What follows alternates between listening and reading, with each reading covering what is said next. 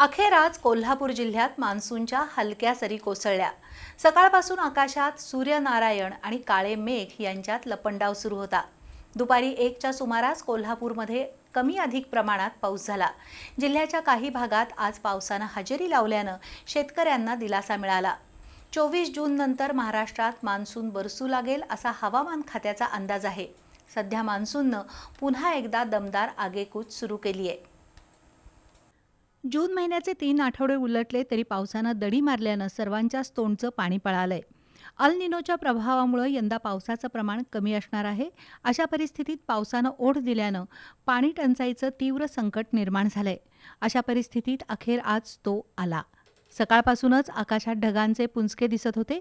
कधी ऊन तर कधी ढगाळ वातावरण असतानाच आकाशात काळ्या ढगांची संख्या वाढू लागली। दुपारी 11च्या दरम्यान भुरभुर पाऊस सुरू झाला। त्यानंतर तासभर पुन्हा ऊन होतं।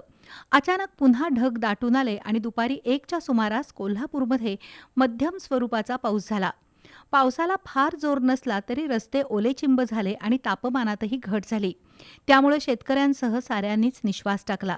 दरम्यान पुढील 24 तासात पावसाचा जोर वाढेल आणि 24 जूनपासून मान्सून महाराष्ट्र व्यापेल असा वेधशाळेचा अंदाज आहे।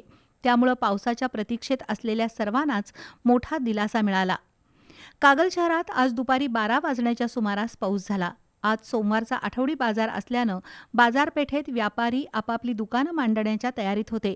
त्याचवेळी अचानक पाऊस सुरू झाल्यानं व्यापाऱ्यांसह ग्राहकांची मोठी धांदल उडाली। सुमारे अर्धा तास पावसाच्या हलक्या ते मध्यम सरी कोसळल्या।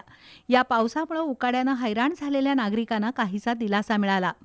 पाऊस थांबल्यानंतर पुन्हा कडक ऊन पडलं, पण तरीही दिवसभर आकाशात ढगांची दाटी कायम होती।